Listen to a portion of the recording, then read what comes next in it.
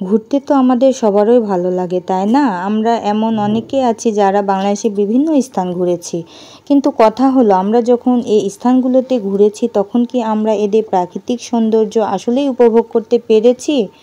আমরা অনেকেই বলবো যে হ্যাঁ, অবশ্যই উপভোগ করেছি, কিন্তু আসল উত্তর হলো না।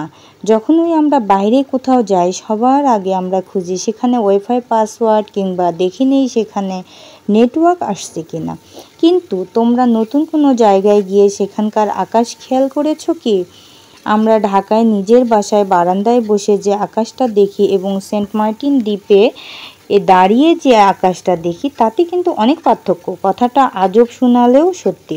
ঢাকায় বসে আমরা গাড়ি, কলকারখানার কালো ধোঁয়া এবং ধুলাবালিতে আচ্ছন্ন ধূসর নীল আকাশ দেখি, তবে সেন্ট মার্টিন দ্বীপে দাঁড়িয়ে আকাশ দেখলে মনে হয় সে আকাশ যেন পানির সাথে মিশে গিয়েছে, তার কোনো শেষ নেই। একবার সেই নীল আকাশের দিকে তাকালে তার থেকে চোখ সরানো যায় না।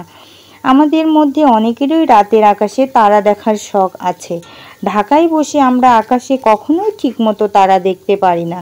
দেখতে পারলেও সর্বোচ্চ 3টি কিংবা 4টি। এই না দেখার কারণ হলো আলো।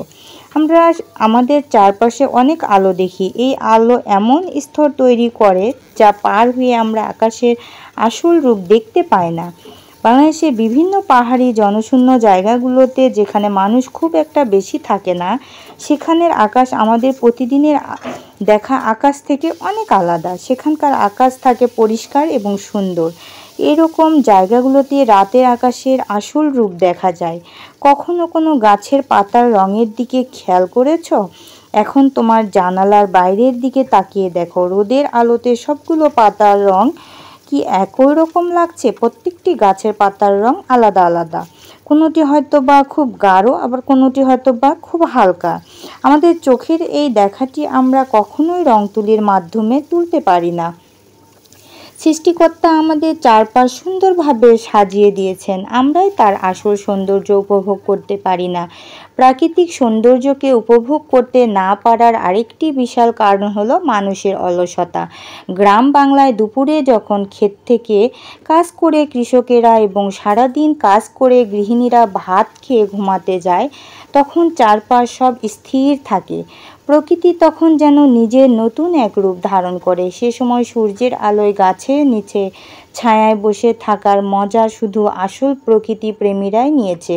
তখন গাছের পাতা বাতাসে নড়ে এবং তার ছায়া নিজের সাথে খেলতে থাকে। কাঠবিড়ালিরা এসে রোদ পোহায়, মাছরাঙা গাছের ডালে বসে পানিতে নিজের শিকার খোঁজে, রাস্তার পাশের কুকুরটা খাবার খেয়ে ঘুমিয়ে থাকে। এটি একটি অপূর্ব দৃশ্য। রাত্রে পূর্ণিমার আলোতে খোলা আকাশের নিচে দাঁড়ানোর মজা নিয়েছো কি? আমাদের মধ্যে কিছু সৌভাগ্যবান মানুষেরাই এই অপূর্ব দৃশ্যটি দেখেছি। বাকিরা শুধু সারা জীবন আলসেমিতে ঘরেই বসে থাকলো। তবে অনেকেরই মনে এই মুহূর্তে একটি মাত্র কথা ঘুরছে। কথাটি হলো, এই অপরিচ্ছন্ন বাংলাদেশে ঘোরার মতো জায়গা কই? তোমাদেরকে একটা কথা মনে করিয়ে দেই, আমাদের চারপাশে ময়লা করতে তোমরাও একটি অবদান রয়েছে।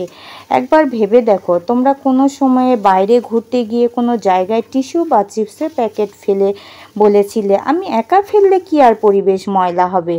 এখন ভাবো, এই একই কথা কতগুলো মানুষের মাথায় এসেছে এবং তারাও সেই একই কাজ করেছে। আমাদের পরিবেশকে পরিষ্কার ও সুন্দর রাখার দায়িত্ব আমাদেরই। প্রকৃতিকে চিনতে হলে আমাদের আগে সেই প্রকৃতির সাথে নিজেকে মানাতে হবে।